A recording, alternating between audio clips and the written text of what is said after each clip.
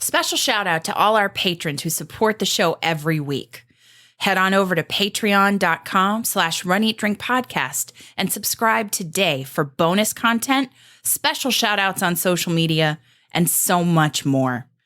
Patrons, you help keep the Run, Eat, Drink podcast going, and we couldn't do it without you. Not a patron yet? Join us today at patreon.com/runeatdrinkpodcast. You can also support the show by using our brand new Amazon affiliate link anytime you shop on Amazon.com for things like running gear, food, beverages, or anything else the little gray trucks might bring your way. Just go to runeatdrink.net/Amazon anytime you shop. It costs nothing extra, and it helps us keep the lights on and the bandwidth flowing. Go to runeatdrink.net/Amazon, and we thank you for your support. Hello, everyone. This is Dave McGilvery, and you're listening to the Run, Eat, Drink podcast.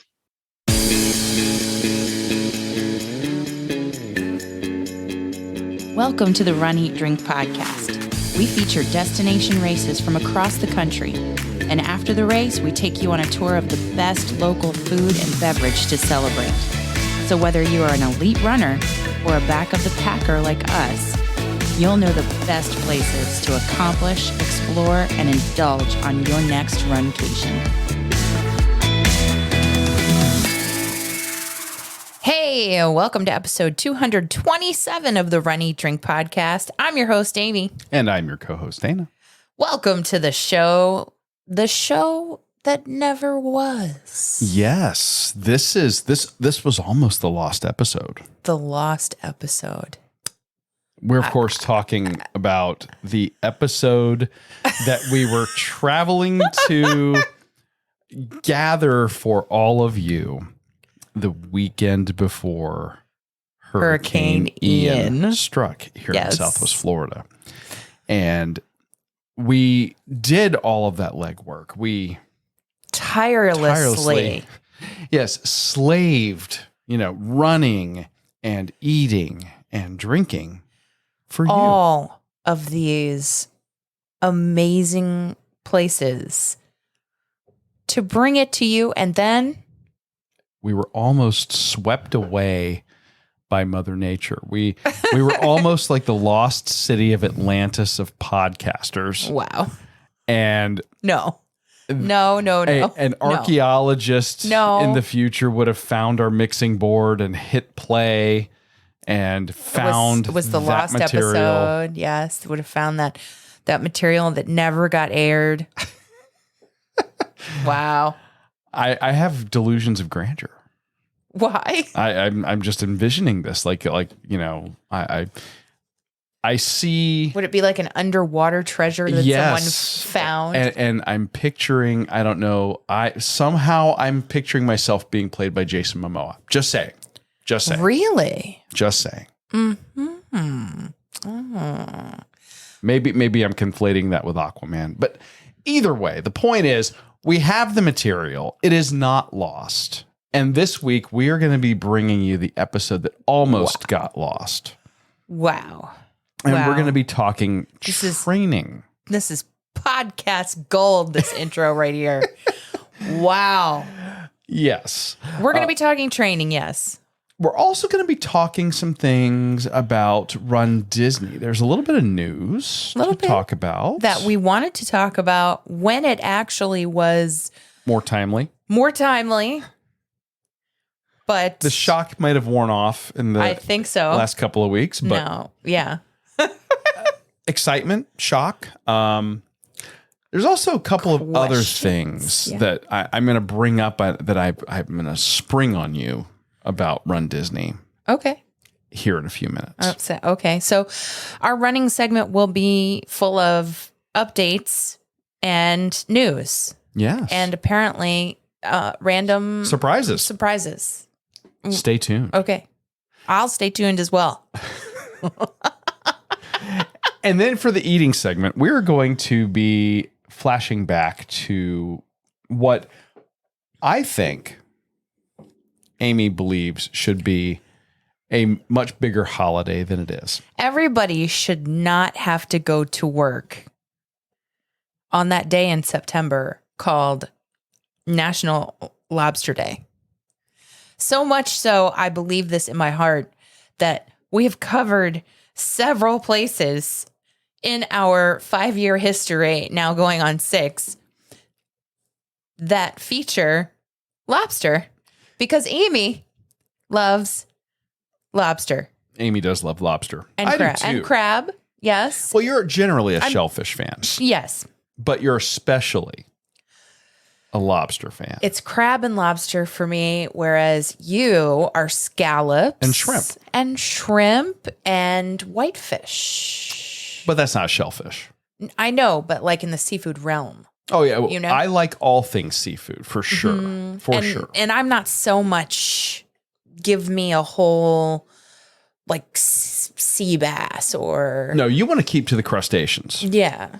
And there's nothing wrong with that. So They're quite tasty. And for National Lobster Day, we tracked down one of our favorite food trucks to check in on them and see how they're doing post-pandemic. as well as reminisce. We're going to reminisce because Amy, that's me, I'm speaking of myself in third person, can't really help herself but think back to some incredible and tasty dishes we've had on the show to celebrate National Lobster Day.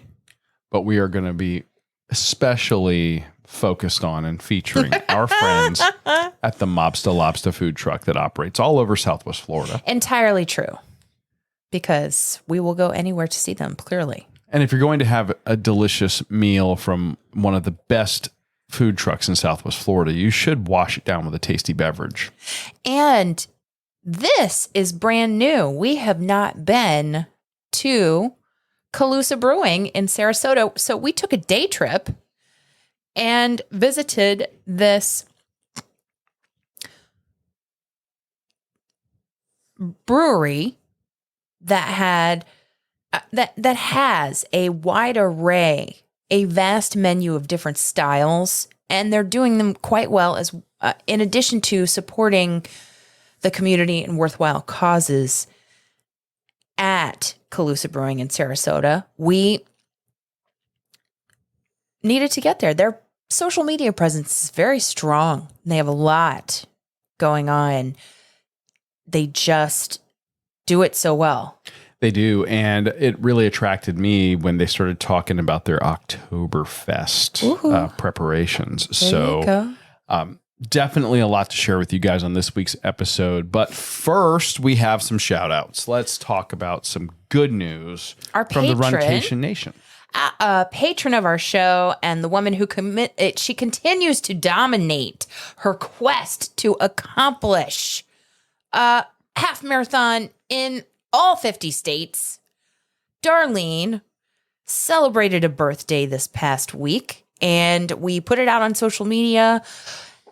And we just want to say here on the show this week, happy birthday, Darlene. And we so appreciate your support of our show and you being a member of the Runcation Nation. You're awesome. And you know who else is awesome? Jessica, that's right. Jessica O'Keefe. She completed the Everglades half marathon. a vacation race, if you will. Yes. And that's one I'm really interested in trying out. Really? Well, yes. I mean, we were blessed following the storm with some nicer weather here. We had even a little cold snap for Florida.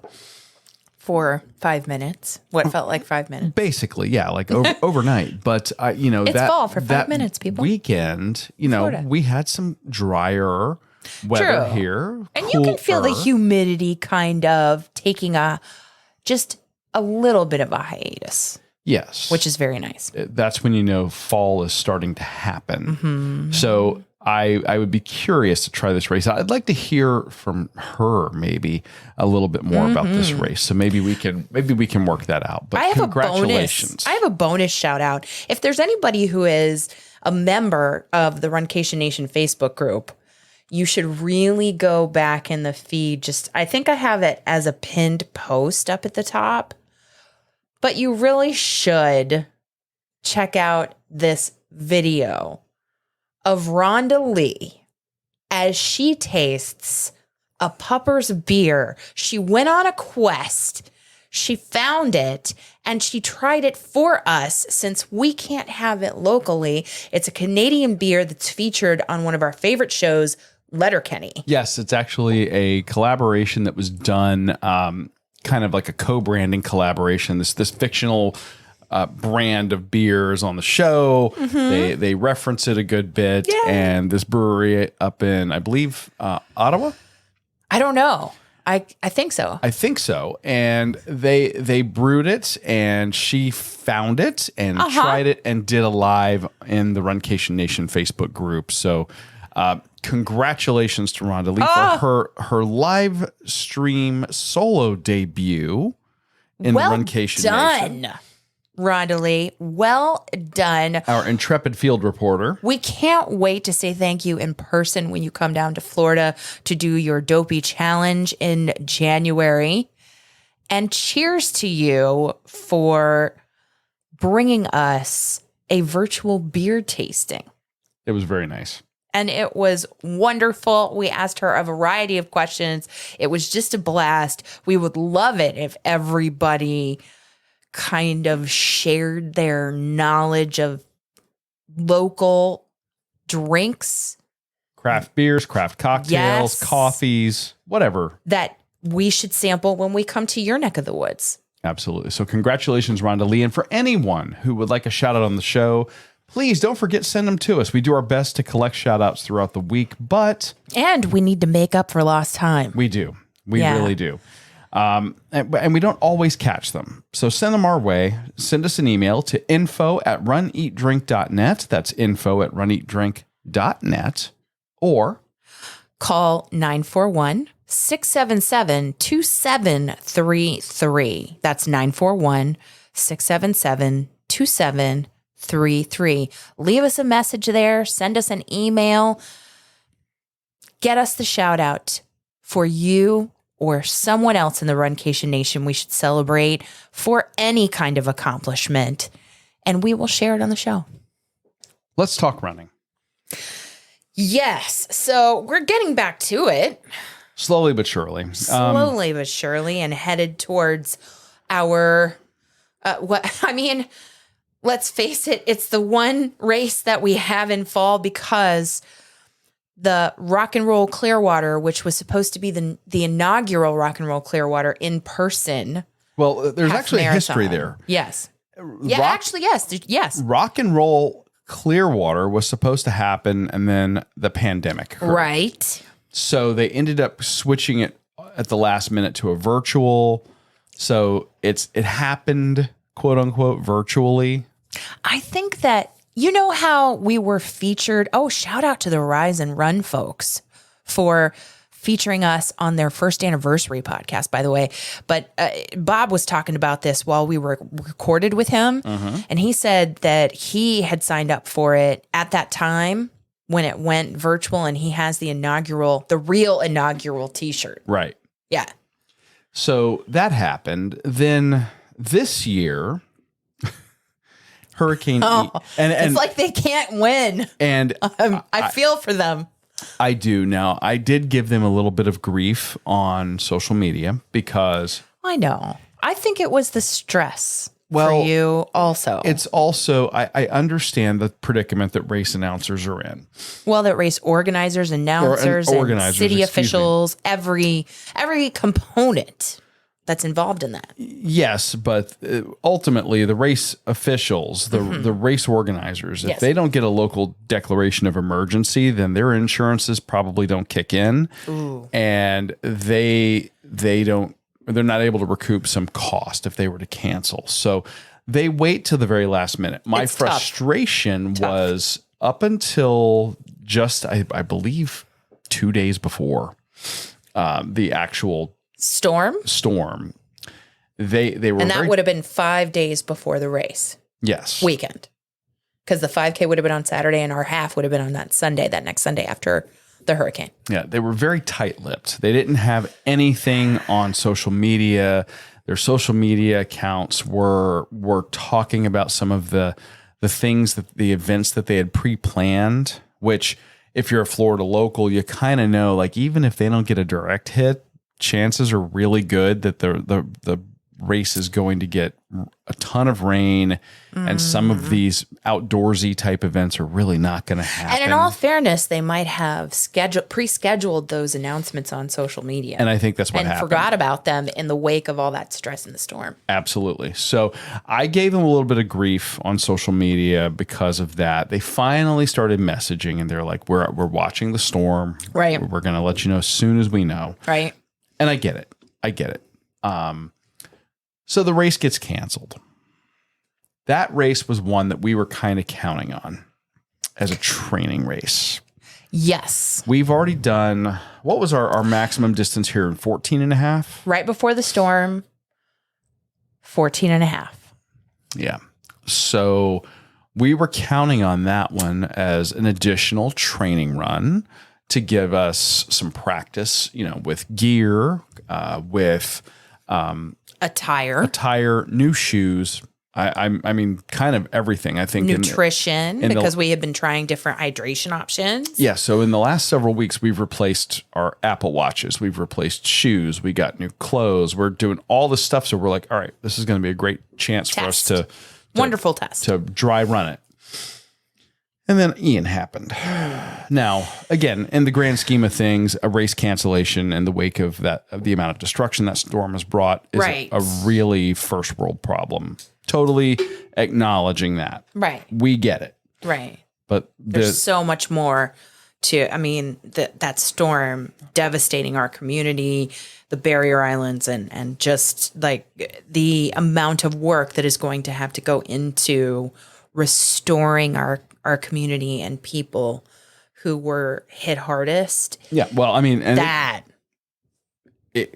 we can't understate it. And I know it's not being covered on national news anymore, right? But like, even for us, just in our own little microcosm, our world, we have roofers coming to replace sections of our roof this Friday. As we're recording this, we are having to pick which vehicle we are wanting to drop off at a body shop first, because we have to get both cars completely reshot for paint jobs and some minor structural stuff. We have our back porch that needs repairs, rescreening, and you name it. So we've got all these things that are going on, personally. And then the wider scale destruction, which has impacted training since life has started to get back to normal here. And I would say that when you're doing a long training run, Jeff Galloway says you can do it. America's coach. Our coach.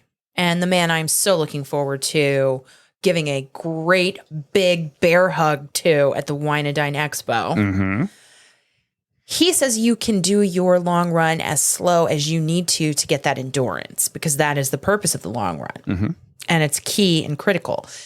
And we were expecting clear water. And then here is the recovery around the hurricane. There are streetlights out. There's debris in the roadway. There are power poles and power lines that need to be repaired. It makes the environment unsafe. Now, could we actually go to the gym if it has reopened and do it on the treadmill? Yeah. But a 14 and a half or a 13-mile training run on a treadmill, I think that those of you in the Runcation Nation who have had to do that because of snowstorms and inclement weather know that is a challenge also. It's an absolute, in my opinion, that is an absolute last resort. But it's not safe, right? It hasn't been safe at this stage. No, to do it outside either. No, we are... Do I sound like I'm making excuses for not doing a long run? No, you're not, because the local state of emergency here started on September 27th. We are about 4 weeks out now. We are still very much in the recovery phase here in our city. Yeah. The disaster recovery trucks are still trying to do debris removal. Everywhere.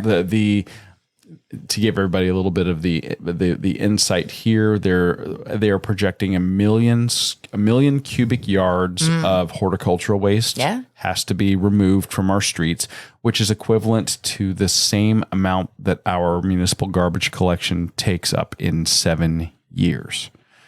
Now, their goal is to collect 90% of that within the first 90 days of the recovery. So that's a very ambitious goal. Very. But what we are hearing is that a truck makes it about a half a block or 6 houses before it fills up. And they're having to go to the dump after that. So it's a slow process. It's a very slow process. In a nutshell, it's a slow process. On our street, in our neighborhood where we're at, in our front yard, we have an 8-foot by 16 or longer foot pile of horticultural debris all up and down our street. It's like that. We still have lines down and low hanging lines in our neighborhoods, right where we live. Yeah. So it's challenging. Street lights have absolutely not been repaired yet. So if we're going to be doing running, especially long ones where we need a good chunk of time. Yeah. It's hard unless you are willing to run it in the daylight, because the early morning runs are not even street light lit. They are pitch black. And which you have forbidden me to do. Well, not that I've forbidden the little lady to do anything or have that ability, but I have said that my preference would be that you're not running in pitch darkness because of the critters that are out there. Of course. Because we still have a large amount of small, sharp debris in the roads, like roofing nails from construction sites, from shingles that were blown off of houses. Tiles, fencing. There's all kinds of extra things that are make the trail more dangerous, regardless of where we might choose to run from our house. So what we're saying, it's like the too long didn't read thing in email. Yeah. So we've done short runs. We've done short runs on the safe areas of the street in the daylight, but long runs have eluded us. Yes. So since the storm, we're behind on training as we head into Wine and Dine. So we're hoping for the best for that weekend.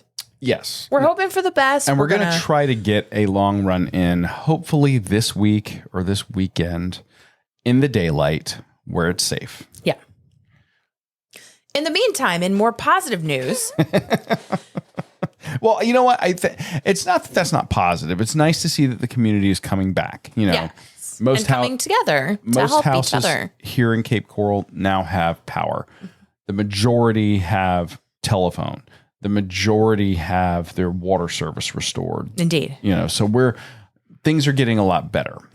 So, and fortunately, you know, like I said, we took a lot of damage, but we're damaged but livable here where we're at. So we're very lucky. We're moving forward.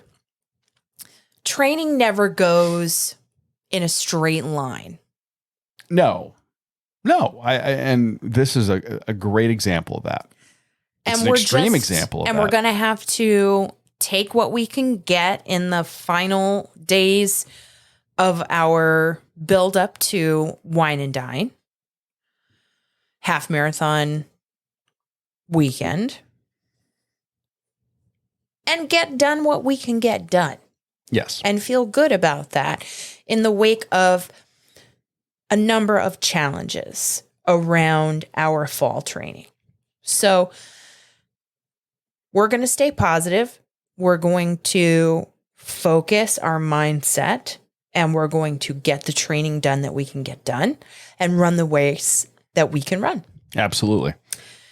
In more positive news, way back in September, there was an announcement that Run Disney is returning to California. I heard this. I saw this, and I am left with questions. What are your questions? Themes of the races. Well, they can't do the Infinity Gauntlet that they still owe us Infinity Stones for. anymore. And what we're talking about is back when they were doing the California races, they were running the Superheroes half marathon weekend out there for Marvel. Yeah. And the challenge races out there were based around the Infinity Gauntlet from the Infinity Saga. Yes. And they stopped because they had some recent unpleasantness with the city of Anaheim. I guess. I don't know too much about it. And they stopped doing the races. They've since, my understanding is they've buried the hatchet. Things are Which better. is good. Glad to hear it. Yeah.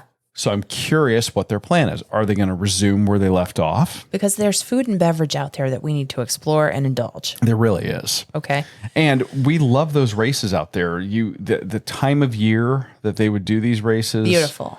was always great.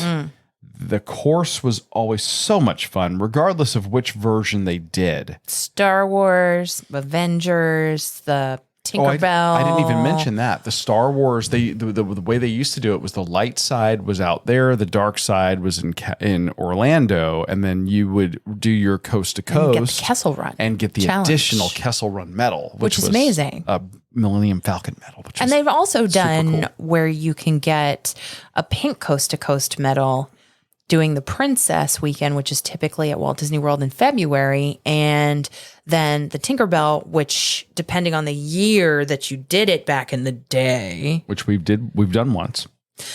you could sometimes at one point it was in January, at one point it was in May. If you did both of those, the Tinkerbell and the Princess, then you could get a pink coast to coast special medal. So those are different themes that they've had in the past. And now that they have that Marvel themed land out there, I just think it's ripe for that personally. Oh yeah. There should not be any question about them doing a superheroes theme out there, but you just never know what their marketing folks are thinking about. Sure. What they're planning. I know that there are Guardians of the Galaxy, you know? which they have out Mission there. Breakout, yeah. They also have new movies that are coming. The Ant-Man Quantumania. Just the trailer just got released for that. There's some big hype around that, although it may have gotten a little buried with the announcement that Henry Cavill is coming back as Superman for DC. But that's, You seem a little excited about that. I am a little bit excited about that. But we need a separate podcast for just that. for comic book stuff. Okay. So we'll see what the theming is going to be. And if you have suggestions that we should share in the running segment, perhaps you should drop us a line at info@runeatdrink.net. Yeah, what themes do you want to see? And we'll tag Run Disney in social media posts. Info@runeatdrink.net or 941-677-2733. That's 941-677-2733. What should Run Disney theme those 2024 races? Let us know. There are some great options. And even if you didn't want to go like Marvel or Star Wars, I mean, you got some really interesting movies that they've released in the last few years that I think could really be winners. Yes. Let us know what you think. Now, there's another announcement that I didn't share with you. Oh, what is this? Is this the thing that you're throwing upon me? This is the curveball. Okay. All right, fine. Apparently, here we go. Run Disney has announced that they're going to have a virtual queue for merchandise. I have seen this. Okay. Tell me your thoughts on this. Is it virtual queue only? I haven't read I haven't been, really into the details and the specifics. Is it virtual only, or can you go and just show up and hope for the best? I don't know. and We've done our research, people. But I just saw this today, and that's why I'm bringing this up, and maybe you can look it up while I'm talking about it, because in the past and in the last couple of years, going to Run Disney events here in Orlando, we have noticed a downward trend, if you would, about the availability of quality merch if you are not there on the Thursday. Really, you want the quality merch. You miss the quality merch or... Because what happens is they limit you to a certain number of SKUs for merchandise per person, but a SKU, for example, if there's a specific t-shirt you're looking for, you have a SKU for a small, a SKU for a medium, a SKU for a large, an extra large, and so on and so on. So theoretically, you could buy multiple shirts, one person, not violate the SKU restrictions, and you could hand everybody in your party a gift card or a credit card, and they could all do the same thing. And resellers have been going into their merchandise area and picking it clean. Okay. So I have retrieved the email from our inbox. Oh, do tell. Hi there, Amy. With the Disney Wine and Dine Half Marathon Weekend powered by I did it again. You called them Aftershocks. Powered by Shocks. Which are great bone conducting headphones where they're not a sponsor yet, but they really ought to be. And they're great headphones. I love them. They really are I love them. Really good. And you've got a pair. Yes. So with the Disney Wine and Dine Half Marathon Weekend powered by Shocks, kicking off in just a few weeks or days, we wanted to share the news of an exciting enhancement coming to the Run Disney Health and Fitness Expo. This year, rather than waiting in a standby line, you can access the first day of the Run Disney merchandise shop from the comfort of your Walt Disney World Resort Hotel or home by joining our virtual queue. Keep in mind, the virtual queue will be the only way to access the shop on the first day of the expo. Interesting. We know you'll have questions about how the virtual queue will work. So we've set up this blog post with full details on how and when to join the virtual queue and what you can expect while you wait. We look forward to seeing you real soon. Run Disney. Okay. So that first day, you have to do virtual queue only. But then what happens? Then my assumption is it's a free-for-all. But that at least in my mind provides a measure of security against this type of 7:30 a.m. chicanery that has been happening. Because this has been a bone of contention for people. It's actually been kind of a cloud over any of the Run Disney events. Jeez. And discussions in various groups on social media, other podcasts even that are more Disney focused. I think this has been a real problem, and it's something that we've addressed. And they've tried to take this from Ratatouille's Adventure, Rise of the Resistance, Guardians of the Galaxy. Mm-hmm. Did I get them all? You get the idea. I think so. You get the idea, and bring it to the Run Disney Expo, which I get, and which has worked very well for rides. I don't know how it's going to work. I don't know that we're going to make it there in time to take advantage of that virtual queue on that first day. I'm pretty sure we won't. Mm-hmm. But so this has the possibility of limiting or curtailing some of these problems. I do think that there are restrictions on the number of SKUs of items people can buy that may need to be more stringently applied, but we'll see. At least they appear to be doing something to try to address this issue. We'll see what happens with it. And we'll see the feedback. I'll be interested for those people in the Runcation Nation who are going, like our friends from the Rise and Run podcast, like people we have met in person for the first time at the Run Disney Wine and Dine Expo. Mm-hmm. Anna runs on coffee. Susie runs 50. Others that might be there. I'll be interested to see what their opinions are if they take advantage of this virtual queue. Agreed. So that was kind of my curveball for Yeah. you. Sorry, I didn't discuss that with you in our pre-planning meeting. It's okay. But it was something that caught my eye, and I was like, you know what?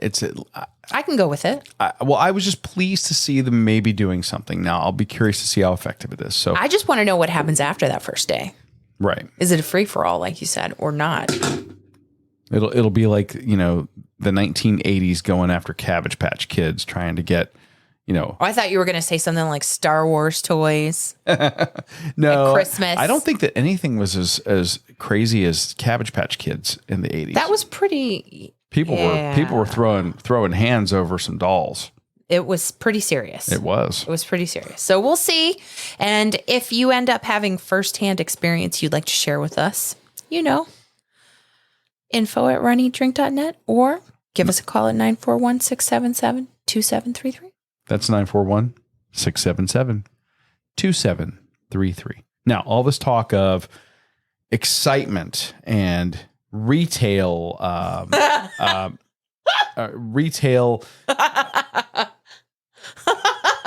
was going to say retail apocalypse. I mean, it is kind of like that. Has me working up an appetite here. Does it? It does. For shellfish? For something like shellfish, yes. Like National Lobster Day lobster? That would be wonderful. Oh, we have had some stellar picks in our past on this podcast. True. And that it's actually been several from Florida, but not exclusively from Florida. And one of my favorites is the first one you've listed here, which is DJ's Clam Shack's lobster roll down in Key West, Florida. Yes. It's so good. And I will say it is worth every penny to get the humongous one. the largest lobster roll on their menu. Okay, now pricing may have changed since we were last there. When we were know. last there, the standard size, which has the meat of one entire lobster on it, was $18 and worth every penny. You could double your meat for double the money. $36. Double the money. Yeah. Double the meat for double your money. $36, 2 lobsters worth of meat on this thing, and it was like eating a lobster roll the size of a football. Well, they have the overstuffed Maine lobster roll on their menu, but there's no price on their menu for anything. It typically is market price. But Which I get. That was what it was last year. Because it's seafood, but yeah. They have great conch fritters. They have great clam strips. It's a great place to go. I am such a fan of their conch fritters and clam strips. I really am. Yes.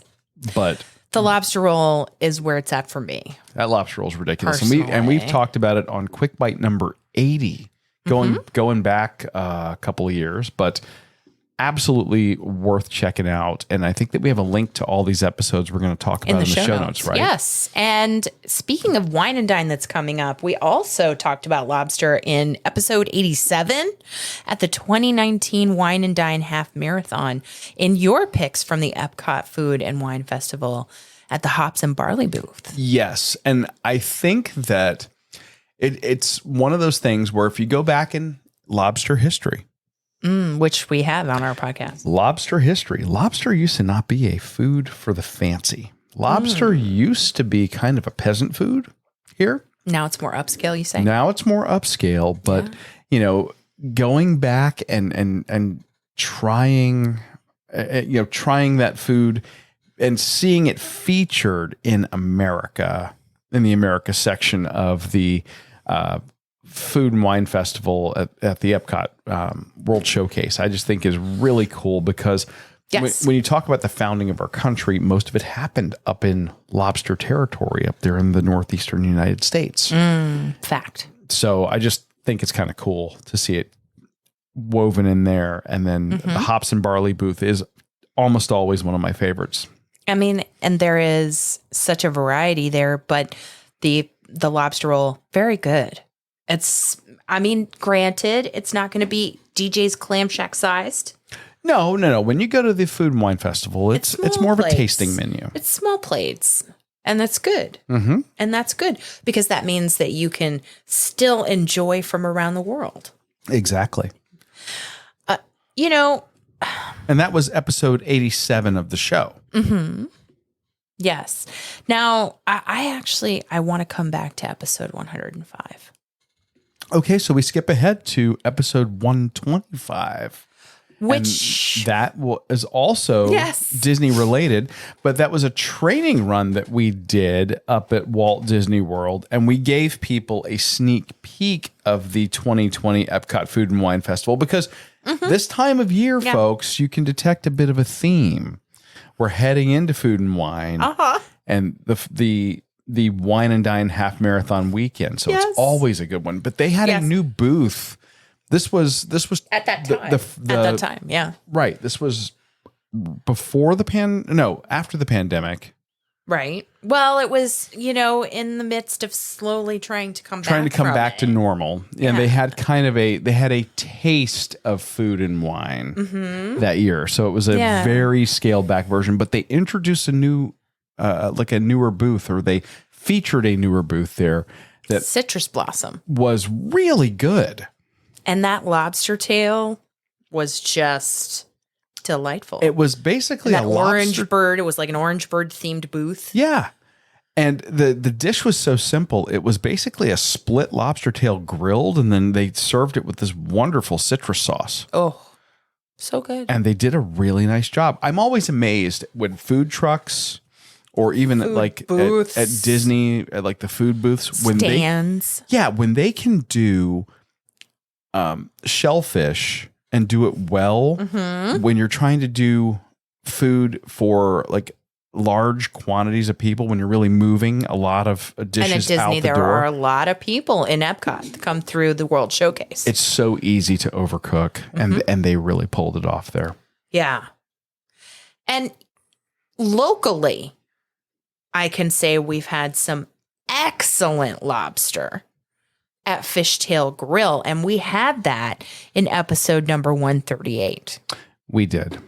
We did. Fishtail Grill is one of our absolute favorites. They've come through the worst of Hurricane Ian. They're actually back open. We Love it. We and went to brunch there last weekend. Some expansions to their space. They have. They've kind of remodeled the whole thing since we featured it on the show.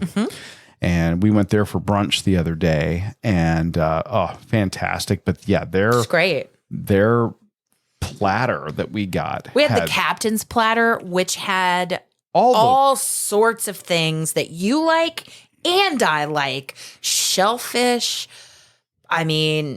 clams and crab, and not just crab, snow crab, king crab. And the local stone crab, which is currently in season.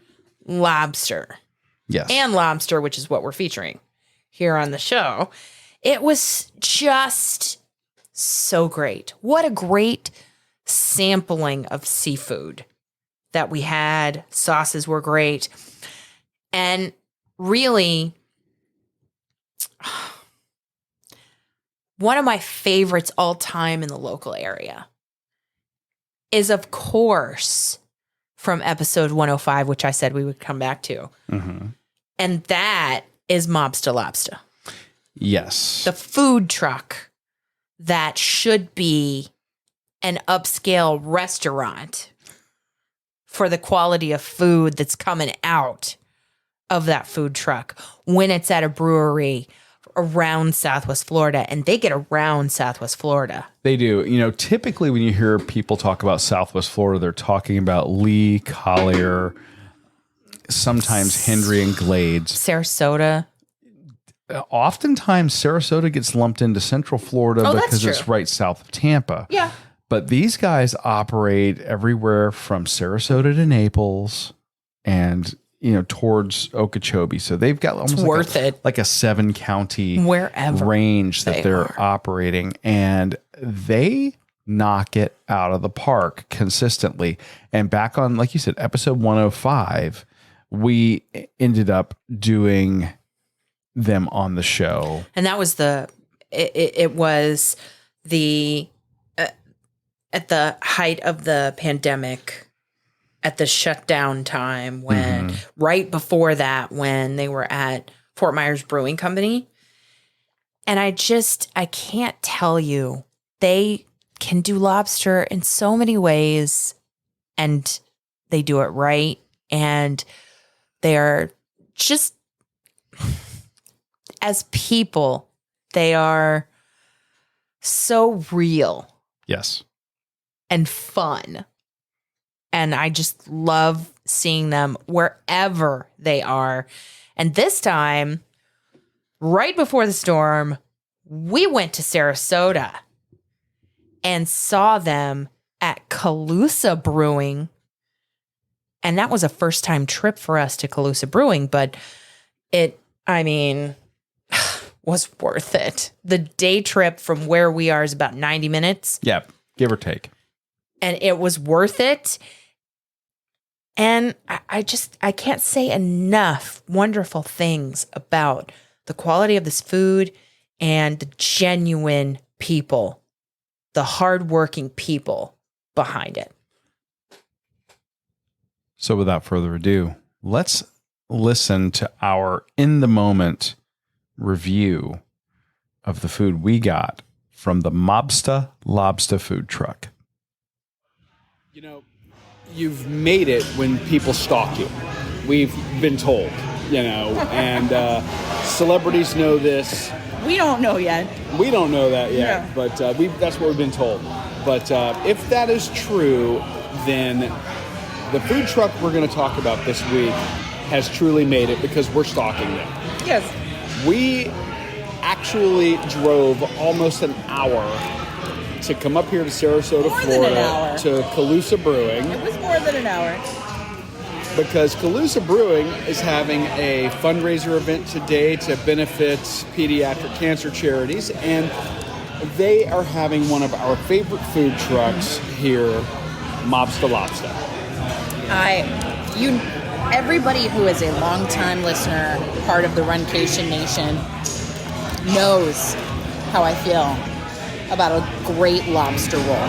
We've covered DJ's Clam Shack, and we've covered Lobster both before the pandemic and post-pandemic. We've covered Mason's also. Yes. And I will tell you, this truck puts out restaurant quality lobster rolls. 100%. It doesn't matter what style. No, and I say this lovingly, they are swinging above their weight class. Well, I think when you say that, what you really mean is restaurant quality coming out of a food truck. Yes. That everybody needs to try. It's an unassuming food truck when you happen upon it, but it's simple appearance, just the logo and the black food truck. Don't pass it up. And if you are at a brewery with it and it's a happening Thursday or Friday night sale, you will see a line. A big line. Across the parking lot. Yeah. And wait times, just 15, 20, 30, 40 minutes. We've waited at another brewery 45 minutes for food. And because it's been worth that it. Good. Yeah. It is that good. They do 2 styles of lobster roll that we've talked about on the show before. They also have a crab cake slider and a coconut shrimp dish that I am very interested to try. Yeah, that looks really good. So, seafood done right, I am quite sure if anything is telling, it is their lobster rolls, but the Connecticut style, which is the warm with lemon and butter on this butter toasted roll, and also the cold one that you got. Yes. Yes. Which is tossed in a light mayonnaise with lemon and celery. And it's very lobster forward. That's It's not That's all celery. an It's understatement. It's not all. When you think of a cold lobster roll, sometimes the accompaniments in their ratio can far outweigh the meat. the substantive amount of meat. the lobster meat is overflowing in this lobster roll, and in mine as well. They also have a third option, which is a BLT style. With bacon. So it's basically a lobster BLT on a roll. Oh. We didn't get that one. So, Aim, tell us about yours. It's buttery, lemony. The toasted bread is perfect. And I just am in love with the sandwich. And recommend it highly to anyone coming to the Southwest Florida area. Because this truck goes all the way Sarasota to Naples. Yeah. They're everywhere, and they're killing it wherever they go. My sandwich, okay, I picked this one because I like the fact that you're getting a little bit of celery with it. I think lobster calls out for a little something, and celery is that something. Celery seed is the predominant flavor that you get from like an Old Bay seasoning. So you mean in a sandwich like this, and not necessarily when you have a lobster tail entree? Right. Yeah, I mean, lobster tail for me is all about drawn butter. Yes. This is more of a lobster salad. And I just think it really needs that. And that celery seed, or that celery, the diced celery in this, gives it that hint of Old Bay. That celery seed flavor is what you love. Mm-hmm. The meat is so tender and buttery. And just a little bit of mayo to kind of tie it all together. That is fantastic. If you're a fan of lobster and drawn butter and lemon, I think you'll like the hot lobster roll. Yeah, and if you're a fan of seafood salad, You'll like yours. you're going to love mine. Yeah, and I know By that the way, there is no wrong answer. there's no wrong answer, and we've covered them on the show before. It's wonderful to see they're here on this day of a beer release and fundraiser for the Apple a Day Foundation to support pediatric cancer. Yeah.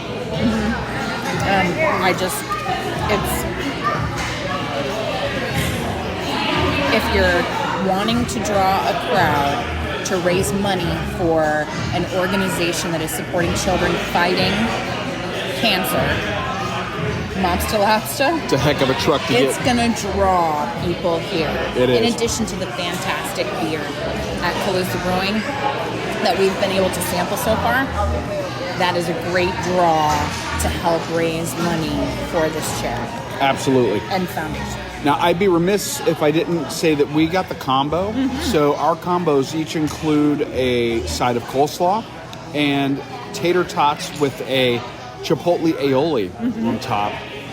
The coleslaw, this is an interesting one. It's got a very light mayo base to it, but it's more salty than it is sweet. I agree. So that's really nice. Now, if you wanted to use this as a garnish or topping even for your sandwich, you certainly could. Really nice. I like it as a refreshing balance on the side of the hot lobster. I do too. That's what I like. And these tater tots are Yeah. ridiculous. Yeah. They go for the hard, crunchy tot, which I love.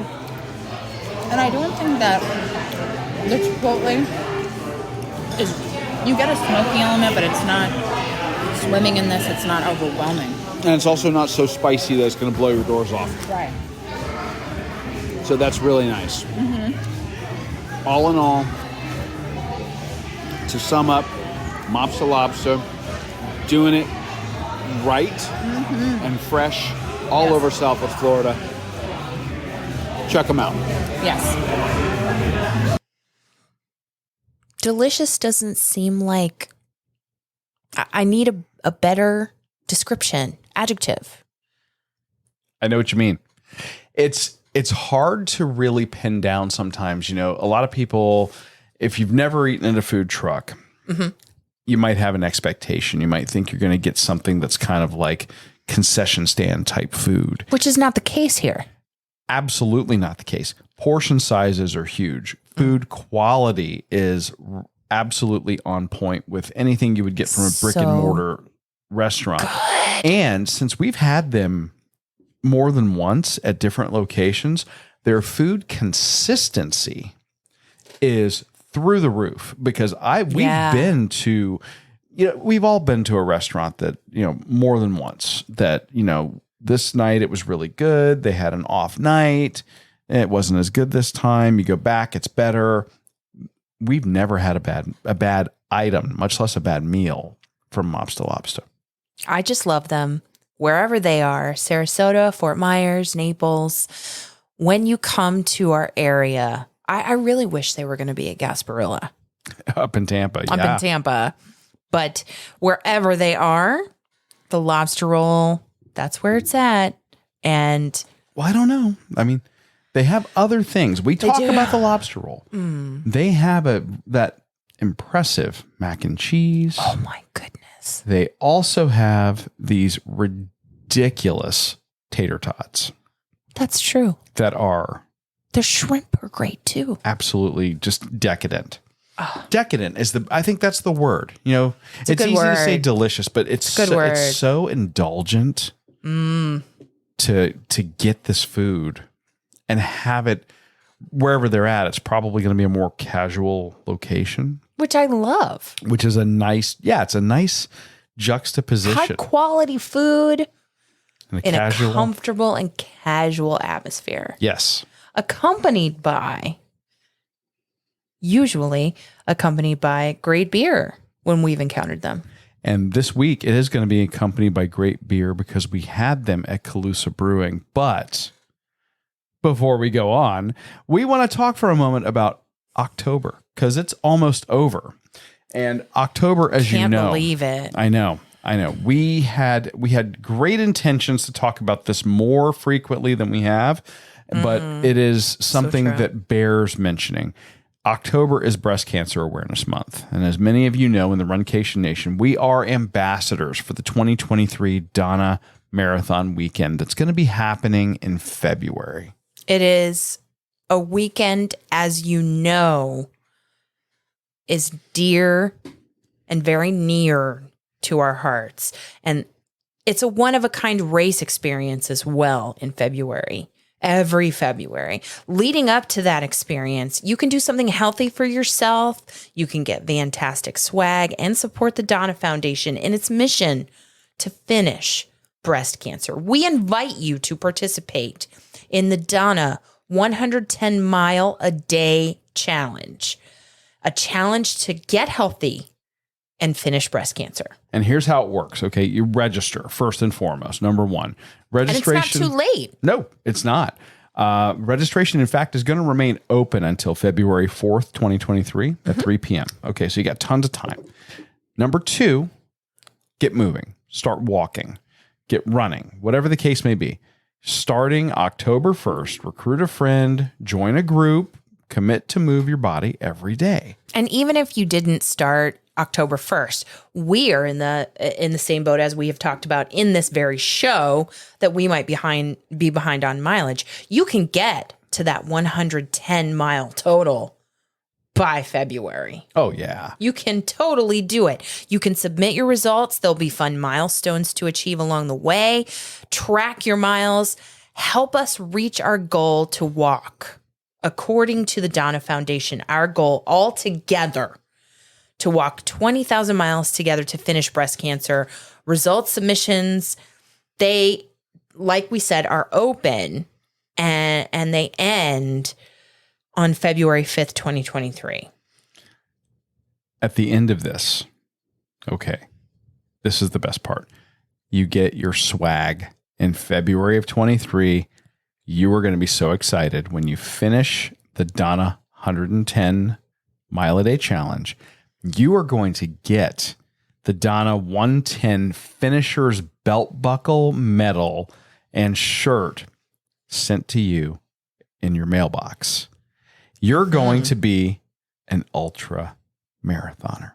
We'll put a link to the registration in the show notes, and you can find more information at breastcancermarathon.com.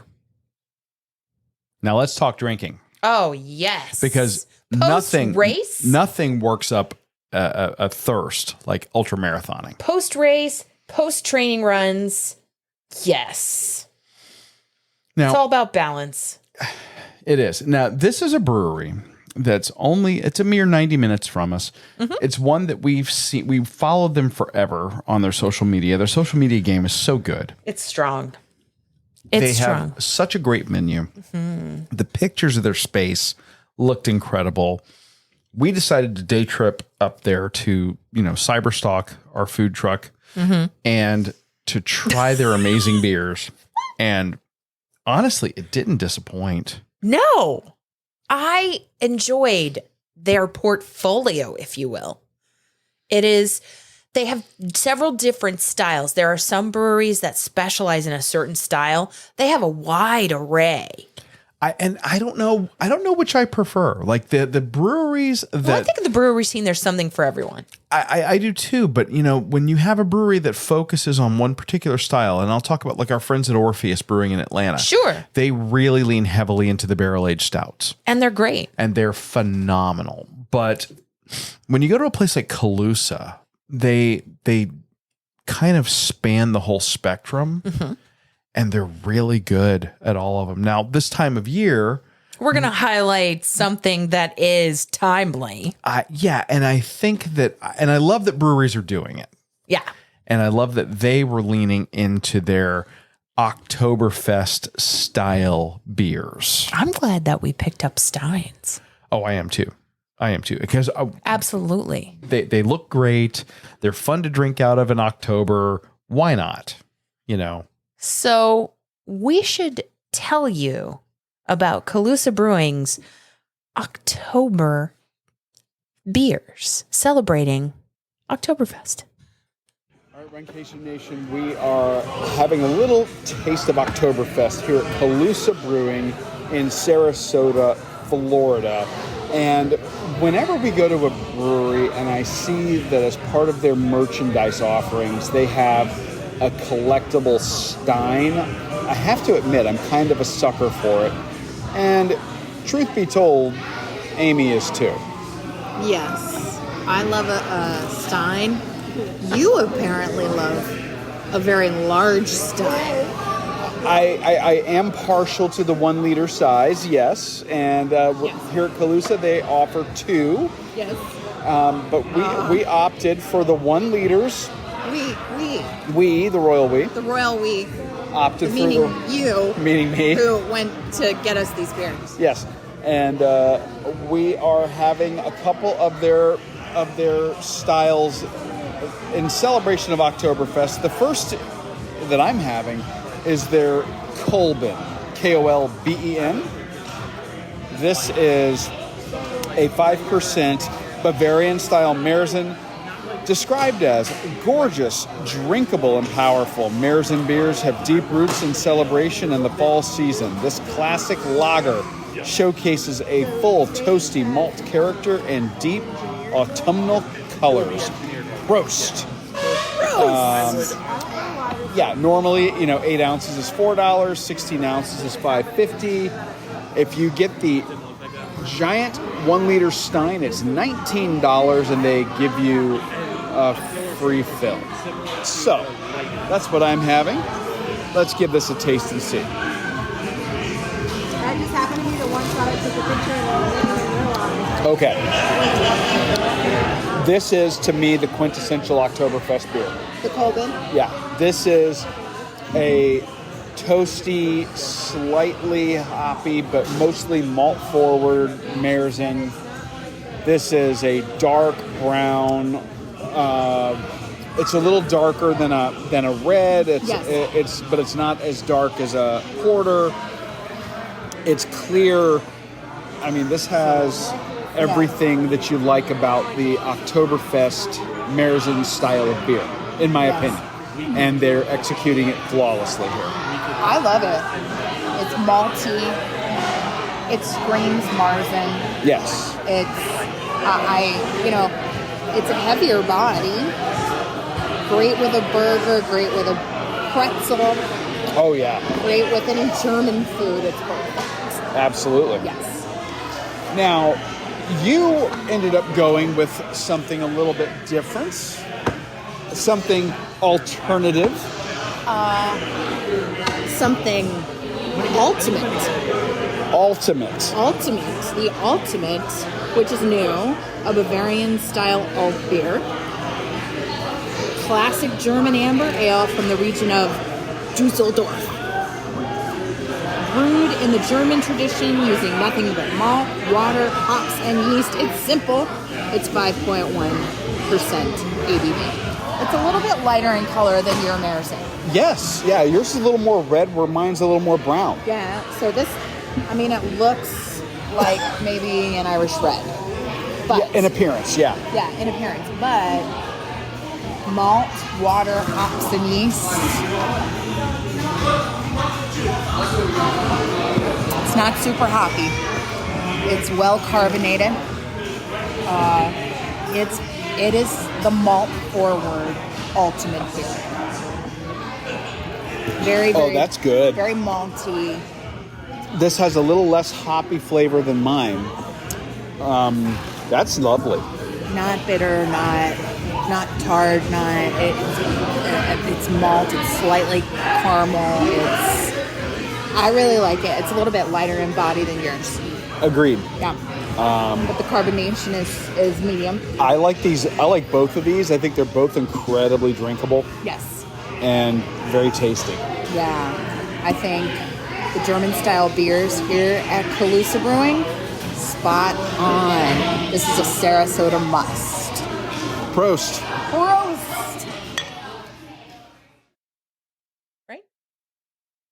Right. Let's do this. So good. I would love to go back. I am happy to report that they too came through the storm, having seen their posts on social media. So glad. So glad. And while we were there, we just want to say that we applaud them for supporting organizations that are just having such worthwhile missions. We talked about before the drink segment, the Donna Foundation, the Apple a Day Foundation has very much the same spirit about supporting those who are battling cancer. Yes. As specifically childhood cancer. Yeah. A phenomenal organization, an amazing brewery, and what a great time. It was really nice to have a day trip up there after a training run to get to enjoy something like that. And it was nice to have that little slice before we ended up having to spend the next couple of weeks dealing with the storm aftermath. So feels like forever. It does. But we're back. We're back. So that is going to do it. That's a wrap, as we say, for this week's episode. Don't forget to sign up for the Donna Challenge, the 110 mile a day challenge, a challenge to get healthy and finish breast cancer. And just we're so happy to be back. Thank you so much for listening, for joining us on your long run, your commute to work, around the house, however, wherever you're listening. We're just so happy to be with the Runcation Nation again. I'm your host, Amy. And I'm your co-host, Dana. Stay safe and well, and we will accomplish, explore, and indulge with you really soon. Thanks for listening to this week's episode of the Run, Eat, Drink podcast. We're having another great year thanks to your support. Don't forget to follow us on Facebook and Instagram. We're at Run, Eat, Drink Podcast. And on Twitter, we're Run, Eat, Drink Pod. You can also give us a call at 941-677-2733 or send us an email at info@runeatdrink.net. Visit our website at runeatdrink.net and click on the subscribe link so you don't miss a minute. Find out how you can support the show at patreon.com/runeatdrinkpodcast. Accomplish, explore, and indulge right along with us. We'll talk to you next time.